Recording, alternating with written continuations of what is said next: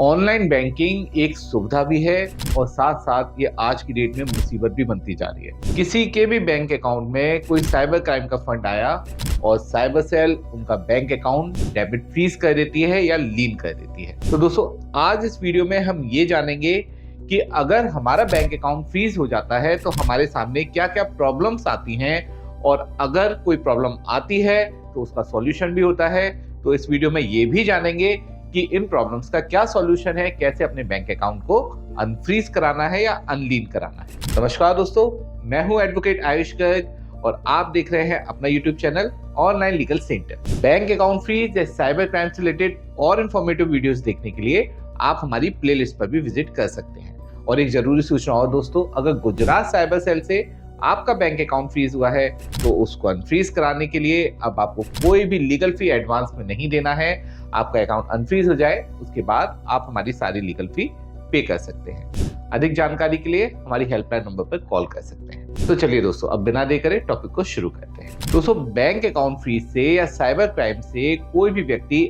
आज की डेट में बिल्कुल भी बचा हुआ नहीं है। आप P2P ट्रेडिंग करते हैं या बैटिंग ऐप से आपने कभी भी विड्रॉल किया है, या फिर आप किसी भी प्रकार से ऑनलाइन सेल परचेज करते हैं, या फिर आप कोई सर्विस प्रोवाइडर हैं, आप एक बिजनेस चलाते हैं, शॉप चलाते हैं, या फिर आप कोई भी सरकारी या फिर प्राइवेट जॉब करते हैं, तो भी आपका बैंक अकाउंट साइबर क्राइम का फंड किसी भी तरीके से डायरेक्टली या इनडायरेक्टली आपके अकाउंट में आने की वजह से फ्रीज हो सकता है। साइबर सेल और बैंक किसी भी अकाउंट में अगर साइबर क्राइम का फंड आता है तो उसको फ्रीज करती है, डेबिट फ्रीज करती है, या उस पर एक पर्टिकुलर अमाउंट का होल्ड लगा देते हैं जिसको लीन अमाउंट भी कहा जाता है। अब दोस्तों, अगर किसी का bank account cyber cell freeze कर देता है तो उसके सामने बहुत सारी समस्याएं आती हैं। आज हम उन्हीं समस्याओं के बारे में डिस्कशन करेंगे और उनका सॉल्यूशन भी जानेंगे। दोस्तों, सबसे पहली समस्या जो आती है वो ये होती है कि आपको यही नहीं मालूम होता कि आपका बैंक अकाउंट किस साइबर सेल ने फ्रीज किया है, क्या कंप्लेंट नंबर है, हमें किस व्यक्ति से कांटेक्ट करना है अपने अकाउंट को अनफ्रीज कराने के लिए, और साथ ही साथ ये डिटेल्स आपको कहां से कलेक्ट करनी है। तो दोस्तों, आप ये जान लें, अगर आपका बैंक अकाउंट कभी भी ब्लॉक होता है या डेबिट फ्रीज होता है या होल्ड हो जाता है एक पर्टिकुलर अमाउंट का, तो आप सबसे पहले अपनी बैंक से कांटेक्ट करें। बैंक मैनेजर आपको ये डिटेल देगा कि किस साइबर सेल ने आपका बैंक अकाउंट फ्रीज किया है, ऑफिसर कौन है, उनका कांटेक्ट डिटेल क्या है, कंप्लेंट नंबर क्या है या FIR नंबर क्या है, और साथ ही साथ ट्रांजैक्शन डिटेल्स क्या है। बैंक अगर आपको ये डिटेल नहीं देता तो आप नजदीकी साइबर सेल में विजिट करके भी ये डिटेल ले सकते हैं, या 1930 पे कॉल करके भी ये डिटेल ले सकते हैं। अगर कहीं से भी आपको कोई सॉल्यूशन नहीं मिलता तो आप हमारी हेल्पलाइन नंबर पे कॉल करें, हम आपको ये डिटेल्स प्रोवाइड कराने में आपकी पूरी हेल्प करेंगे, साथ ही साथ कंप्लेंट कॉपी भी आपको प्रोवाइड कराने में आपका साथ देंगे। तो ये डिटेल्स आपको बैंक अकाउंट अनफ्रीज कराने के लिए बहुत ज्यादा जरूरी है, क्योंकि बिना इस डिटेल के आप किस व्यक्ति से कॉन्टेक्ट करेंगे, ऑफिसर कौन सा है, कहाँ पे आपके बैंक अकाउंट को फ्रीज किया गया है, जब ये डिटेल ही नहीं है आपके पास तो आप कैसे ऑफिसर से कॉन्टेक्ट कर सकते हैं।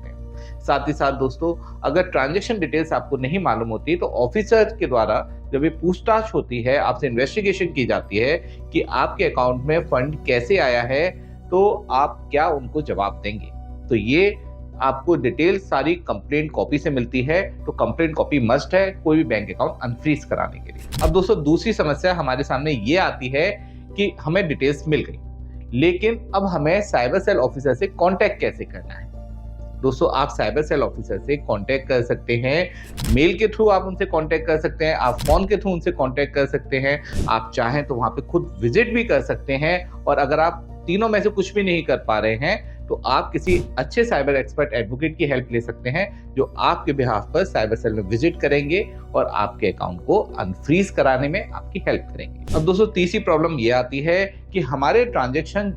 ऐसे नहीं है जो एक नॉर्मल ट्रांजैक्शन होते हैं, कोई एक व्यापारी के ट्रांजैक्शन है या फिर एक शॉपकीपर के ट्रांजैक्शन है। हमारे ट्रांजैक्शंस कई बार ऐसे हो जाते हैं जो आम लोग नहीं समझ पाते हैं या ऑफिसर को भी समझने में इश्यूज आते हैं। जैसे मानिए आपने किसी गेमिंग ऐप में फंड लगाया और गेमिंग ऐप से आपने जीतने पर एक अमाउंट विड्रॉ किया और आपका अकाउंट फ्रीज हो गया। इसी तरीके से दोस्तों, आपने USDT ट्रांजैक्शन किया, आपने ऑनलाइन ट्रेडिंग किया बाइनेंस पे, और आपके अकाउंट में कुछ फंड ऐसा आ गया जिसकी वजह से आपका बैंक अकाउंट साइबर सेल ने फ्रीज कर दिया। इन दोनों ही स्थिति में आपके मन में ये आता है कहीं ये इलीगल काम तो नहीं है, साइबर सेल हमारी बात समझेगा या नहीं समझेगा, हमारा बैंक अकाउंट अनफ्रीज होगा या नहीं होगा, कहीं हमारे खिलाफ कोई लीगल एक्शन तो नहीं हो जाएगा। तो दोस्तों इसका सीधा सा जवाब है कि अगर आपने P2P ट्रेडिंग किया है, आपने क्रिप्टो ट्रेडिंग किया है या USDT ट्रेडिंग किया है और एक प्रॉपर चैनल के थ्रू किया है, बाइनेंस के थ्रू किया है, तो आपके ऊपर कोई भी लीगल एक्शन नहीं हो सकता, ये इलीगल नहीं है। इसी तरीके से दोस्तों, अगर आपने किसी गेमिंग ऐप से विड्रॉ किया है, कोई अमाउंट जीती है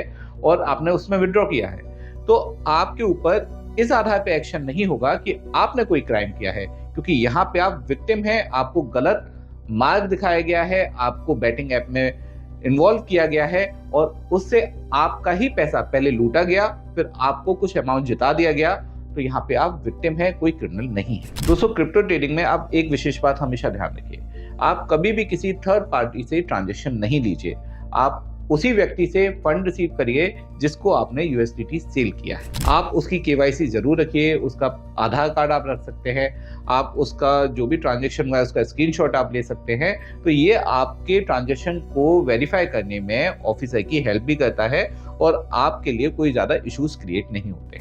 अब दोस्तों चौथी प्रॉब्लम हमारे सामने आती है, हमने साइबर सेल से भी कांटेक्ट कर लिया, हमारे एडवोकेट भी वहाँ पे विजिट करके आ गए हैं, लेकिन साइबर सेल ऑफिसर हमसे डिस्प्यूटेड अमाउंट पे करने के लिए कहते हैं, और जबकि हमारे सारे ट्रांजैक्शन जेन्युइन हैं, मेरी मेहनत की कमाई है, मैं क्यों उनको डिस्प्यूटेड अमाउंट दूं। तो दोस्तों आप ध्यान रखिए, अगर आप डिस्प्यूटेड अमाउंट साइबर सेल को पे नहीं करना चाहते हैं, कंप्लेनेंट को पे नहीं करना चाहते हैं, तो आपको कोर्ट के थ्रू ही जाना पड़ेगा। कोर्ट के थ्रू जाने के लिए आपको उसी मजिस्ट्रेट कोर्ट में जिसके ज्यूरिडिक्शन में वो साइबर सेल आती है, आप 451, 457 CRPC, जो कि अब 497 और 503 BNS के अंतर्गत आता है, एप्लीकेशन फाइल कर सकते हैं। साथ ही साथ आप उसी स्टेट की हाई कोर्ट में भी एक रिट पिटिशन फाइल कर सकते हैं, जो मैंडेमस रिट पिटिशन होगी और आपके मूल अधिकार की रक्षा भी करेगी और आपका बैंक अकाउंट अनफ्रीज भी हो जाएगा। लेकिन दोस्तों यहाँ पे एक बात ध्यान रखिएगा, जब तक इन्वेस्टिगेशन कंप्लीट नहीं हो जाती तब तक के लिए एक पर्टिकुलर अमाउंट का, जो कि डिस्प्यूटेड अमाउंट है,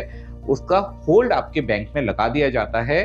जिससे जब इन्वेस्टिगेशन कंप्लीट हो जाए, अगर आप सही हैं तो वो अमाउंट आपको रिटर्न हो जाएगा और अगर आप गलत हैं तो वो अमाउंट आपसे वापस ले लिया जाएगा। तो दोस्तों स्पष्ट है, अगर साइबर सेल आपकी हेल्प नहीं करता है, आपके अकाउंट को अनफ्रीज नहीं करता है, तो आप कोर्ट के थ्रू भी अपने अकाउंट को अनफ्रीज करा सकते हैं। अब दोस्तों अगला सवाल ये है कि अगर हमें कोर्ट के थ्रू भी ऑर्डर मिल जाता है या साइबर सेल के थ्रू हमें ऑर्डर मिल जाता है, तो आगे होता क्या है। तो दोस्तों अगर आपको कोर्ट के थ्रू ऑर्डर मिल जाता है, साइबर सेल के थ्रू ऑर्डर मिल जाता है, तो एक NOC होती है जो कि साइबर सेल ऑफिसर, जो इन्वेस्टिगेशन ऑफिसर है आपका, वो बैंक के नोडल ऑफिसर को अपने मेल के थ्रू मेल करेंगे और आपका बैंक अकाउंट अनफ्रीज हो जाएगा। बिना ये NOC मेल हुए आपका बैंक अकाउंट कभी भी अनफ्रीज नहीं हो पाएगा। तो जब भी आपको कोर्ट ऑर्डर मिलता है या साइबर सेल के थ्रू आप अपना बैंक अकाउंट अनफ्रीज कराते हैं, तो आपको NOC बैंक के नोडल ऑफिसर को मेल कराना मस्ट होता है। दोस्तों ऑनलाइन लीगल सेंटर एक लॉ फर्म है, हमारे ऑफिसेज ऑल ओवर इंडिया है। बैंक अकाउंट फ्रीज या साइबर क्राइम से रिलेटेड किसी भी हेल्प के लिए आप कभी भी हमारी हेल्पलाइन नंबर पे कॉल करें, हम आपकी पूरी हेल्प करेंगे। उम्मीद है आपके सारे डाउट्स क्लियर हुए होंगे, और अगर आपके मन में कोई और भी डाउट रह गया है तो आप हमारी हेल्पलाइन नंबर पे कॉल करें या हमसे कमेंट बॉक्स में भी आप पूछ सकते हैं। दोस्तों वीडियो अगर आपको अच्छा लगा हो तो इसे लाइक शेयर कमेंट जरूर कीजिएगा। फैमिली मेंबर्स, फ्रेंड सर्कल और कम्युनिटी में इसे ज़्यादा से ज़्यादा शेयर कीजिए, क्योंकि अगर किसी का भी साइबर क्राइम होता है या उनका बैंक अकाउंट फ्रीज होता है तो इन्फॉर्मेशन ही उनका बचाव होता है। अंत में सतर्क रहें, अपने अधिकारों के लिए जागरूक रहें और ऑनलाइन लीगल सेंटर से जुड़े रहें। मिलते हैं अगले वीडियो में। जय हिंद।